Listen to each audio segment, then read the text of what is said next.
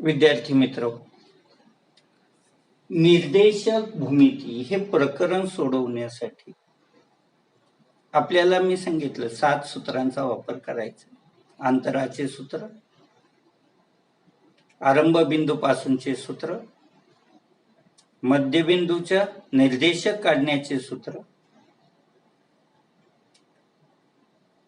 गुरुत्व मध्यगा संपात बिंदूचे सूत्र, विभाजनाचे सूत्र. या सूत्रांचा आपल्याला वापर करण्याबरोबरच रेषेचा चढ काढण्याची 2 सूत्र. जेव्हा रेषेचा कोन दिला जातो तेव्हा चढ काढण्यासाठी टॅन थिटा आणि रेषेचे 2 बिंदू दिले जातात तेव्हा चढ काढण्यासाठी y2 वजा y1 छेद x2 वजा xy हे सूत्र आपल्याला माहीत असणं आवश्यक आहे. पण केवळ या 7 सूत्र असून चालत नाही, त्याचबरोबर तुम्हाला इतर काही संकल्पना माहीत असणं आवश्यक आहे किंवा इतर काही गुणधर्म माहीत असणं आवश्यक आहे. आणि हे सर्व गुणधर्म तुम्ही इथून पाठीमागे अभ्यासलेले आहेत. त्याची एकदा उजळणी करू आणि त्यांचा वापर कुठं करायचा, कोणत्या सूत्रामध्ये करायचा, कसा करायचा हे आपल्याला समजलं की हे प्रकरण संपलं असा अर्थ होतो. पहिली संकल्पना आहे, समांतर रेषांचा चढ हा नेहमी समान असतो. समांतर रेषांचा चढ समान असतो किंवा एकाच रेषेचा चढ सुद्धा समान असतो. एखाद्या रेषेवर वेगवेगळे बिंदू दिले असतील, रेषा एकच आहे पण ए बिंदू दिला असेल, बी बिंदू दिला असेल, सी बिंदू दिला असेल, तर त्या रेषेला वेगवेगळी नावं येतात. रेषा ए बी म्हणेल, कोण रेषा बीसी म्हणेल, कोण त्याला रेषा एसी म्हणेल. पण ती एकच रेषा असल्यामुळे त्या रेषेचं चढ समान असेल. मग रेषा ए बी असू द्या किंवा रेषा बीसी असू द्या किंवा रेषा एसी असू द्या, तिघांचाही चढ समान, कारण ती एकच रेषा. दुसरा मुद्दा लक्षात ठेवा, एक्स अक्षाचा किंवा एक्स अक्षाला समांतर असणाऱ्या रेषेचा चढ 0 असतो. एक्स अक्ष हे सपाट असतं आणि आपल्याला माहिती आहे की सपाट रस्त्याला चढ 0 असतो, म्हणजे सपाट रस्त्याला चढच नसतो. पण तोच रस्ता जर तीव्र चढणीचा असेल तर त्याला चढ असतो. एक्स अक्ष हा सपाट आहे, क्षितिज समांतर आहे, परिणामतः त्याचं चढ 0 आहे. एक्स अक्षाला समांतर असणाऱ्या ज्या वेगवेगळ्या रेषा असतील त्यांचा चढ सुद्धा 0च असणार, कारण त्या क्षितिज समांतर आहे. परंतु वाय अक्ष किंवा वाय अक्षाला समांतर असणाऱ्या रेषांचा चढ सांगता येत नाही, कारण त्या लंब असतात. एक्स अक्षाच्या धन बाजूशी वाय अक्षाने केलेला कोन 90 अंश असतो आणि tan 90चं मूल्य आपल्याला माहिती आहे, सांगता येत नाही, नॉट डिफाईन. त्यामुळं वाय अक्ष असू द्या किंवा वाय अक्षाला समांतर असलेल्या रेषेचा चढ असू द्या, तो सांगता येत नाही किंवा ठरविता येत नाही. चौथा मुद्दा लक्षात ठेवा, 3 एकरेषीय बिंदूंमधून मध्ये दरम्यानचा संबंध होतो. जर ए बी सी हे 3 एकरेषीय बिंदू असतील तर त्यांच्यामध्ये दरम्यानचा संबंध होतो. या ठिकाणी A dash B dash C आहे, याचा अर्थ ए आणि सी च्या दरम्यान बी आहे.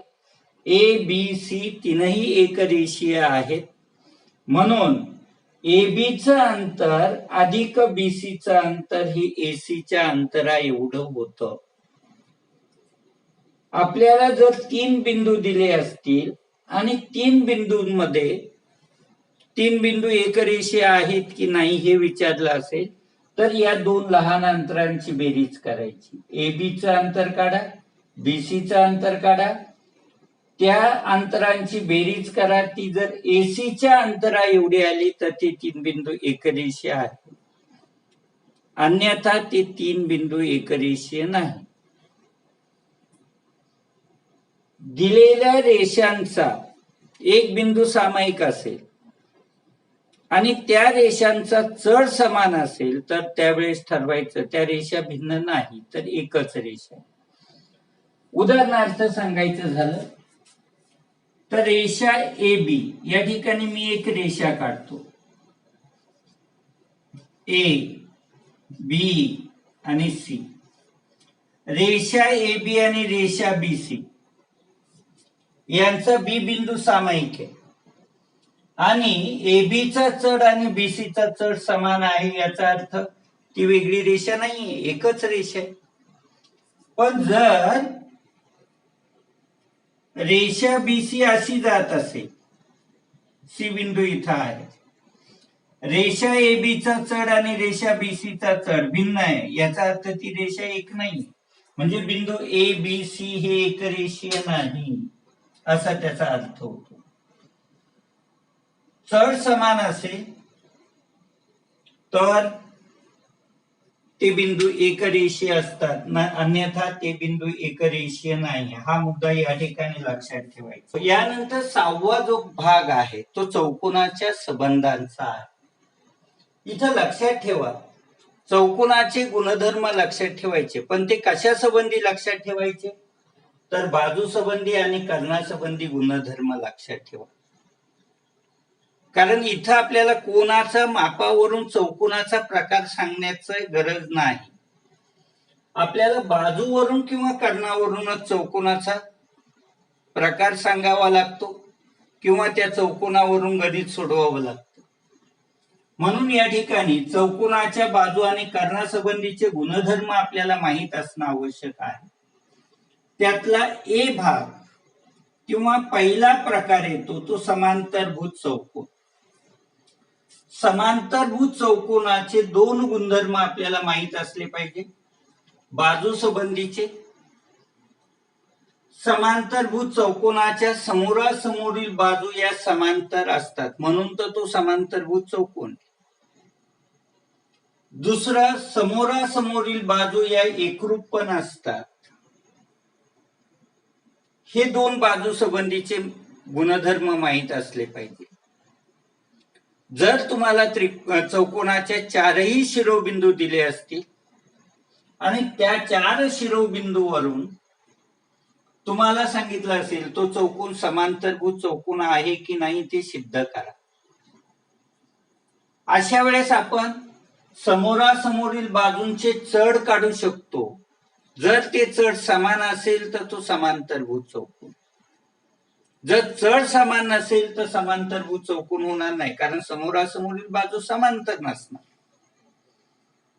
किंवा तुम्ही अंतराचं सूत्र वापरून समोरासमोरील बाजूंची लांबी काढू शकता. समोरासमोरील बाजू एकरूप असतील म्हणजे समान लांबीचे असतील तर तो चौकोन समांतरभुज चौकोन होतो. आणि दुसरा मुद्दा इथं लक्षात ठेवा, कर्णासंबंधीचा गुणधर्म. समांतरभुज चौकोनाचे कर्ण परस्परांना दुभागतात, याचाही वापर आपल्याला आवश्यकतेनुसार होत असतो. दुसरा घटक आहे आयत. आयत कशाला म्हणतात? ज्याचे चारही कोण काटकोन असतात त्याला आयत म्हणतात. परंतु त्यावरून आपल्याला आयत ठरवायचा नाही, इथं बाजूवरून ठरवायचा आहे आणि कर्णावरून ठरवायचं. ज्या चौकोनाच्या समोरासमोरील बाजू समान असतात आणि कर्ण पण समान असतात, एकरूप असतात, तो चौकोन आयत असतो. चौकोनाचे चार शिरोबिंदू दिले असतील आणि आपल्याला सांगितलं असेल की तो चौकोन आयत आहे की नाही, त्यावेळेस आपल्याला चारही बाजूंची अंतर काढावी लागेल, कर्णाची लांबी काढावी लागेल. जर समोरासमोरील बाजू समान लांबीचे असतील आणि कर्ण एकरूप असेल म्हणजे समान लांबीचे असेल तर तो आयत होतो. म्हणजे इथं आपल्याला आयताचे दोन गुणधर्म माहित असले पाहिजे. आयताच्या सम्मुख बाजू एकरूप असतात, आयताचे कर्ण पण एकरूप असतात. तसंच चौरसाच्या चारही बाजू समान असतात आणि कर्ण एकरूप असतात म्हणजे कर्ण पण समान लांबीचे असतात. इथं चौरस दाखवायचा असेल तर चारही बाजूंची लांबी काढा, कर्णाची लांबी काढा, चारही बाजू समान असेल तर आणि कर्ण एकरूप असेल तर तो चौरस होतो. समांतरभुज चौकोन समभुज चौकोन. समभुज चौकोन म्हटलं की आपल्याला माहिती आहे त्याच्या चारही बाजू समान असतात.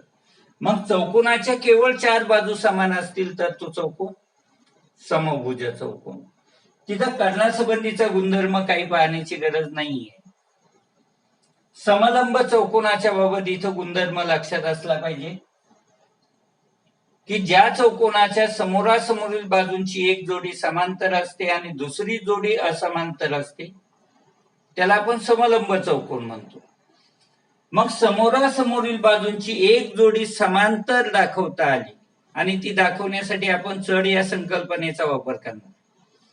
जर समोरासमोरील बाजूंची जोडी समांतर आहे आणि एक जोडी असमांतर आहे म्हणजे समोरासमोरील बाजूंच्या एका जोडीचा चढ सारखा असेल आणि एका जोडीचा चढ सारखा नसेल तर तो समलंब चौकोन होतो. यानंतर त्रिकोणाच्या बाबत. जर त्रिकोणाच्या तीनही बाजू समान असतील तर समभुज त्रिकोण होतो हे आपल्याला माहिती आहे. आपल्याला समभुज त्रिकोण दाखवायचा आहे. त्रिकोणाचे 3 शिरोबिंदूचे निर्देशक दिले जातील आणि विचारतील समभुज त्रिकोण दाखवा. अशा वेळेस काय करायचं तर अंतराच्या सूत्राचा वापर करायचा आहे आणि त्रिकोणाच्या तीनही बाजूंची लांबी काढायची. जर तीनही बाजूंची लांबी समान असेल तर तो त्रिकोण समभुज त्रिकोण. समद्विभुज त्रिकोण दाखवायचा असेल तर तीनही बाजूंची लांबी अंतराचं सूत्र वापरून काढा. त्यातील 2 बाजू समान लांबीच्या असेल तर तो त्रिकोण समद्विभुज त्रिकोण होईल. आणि परिवर्तुळ केंद्र यासंबंधी गणित बरीच विचारलेली आहेत आपल्या पुस्तकामध्ये. याकरता आपल्याला परिवर्तुळ म्हणजे काय हे माहित असणं आवश्यक आहे. परिवर्तुळ कशाला म्हणायचं? जे वर्तुळ त्रिकोणाच्या तीनही शिरोबिंदूतून जाते त्या वर्तुळाला परिवर्तुळ म्हणायचं. त्याचा केंद्र म्हणजे परिवर्तुळाचा केंद्र येतो. इथे एक गोष्ट महत्वाची लक्षात ठेवा. परिवर्तुळाचा केंद्र हा त्रिकोणाच्या शिरोबिंदूपासून समान अंतरावर असतो हे लक्षात ठेवणं महत्वाचं आहे. तुम्हाला परिवर्तुळाच्या केंद्राचे निर्देशक काढायला सांगितले जातात किंवा परिवर्तुळाची त्रिज्या काढायला सांगितली जातात. अशा वेळेस अंतराच्या सूत्राचा वापर करायचा आणि गणित सोडवायची. लक्षात ठेवा आपल्याला जिथं जिथं समांतर बाजू दाखवायच्या समांतर रेषा दाखवायच्या त्या ठिकाणी चढ या संकल्पनेचा वापर करायचा आहे. जिथं अंतर काढायचे तिथं अंतराच्या सूत्राचा वापर करायचा आहे. या पद्धतीने जर आपण वापर केला तर हे प्रकरण अतिशय सोपं आणि सुलभ जातं. आपण याचा वापर पुढल्या व्हिडिओमध्ये गणितात कसा केला जातो प्रत्यक्ष आपण ते पाहूया. धन्यवाद.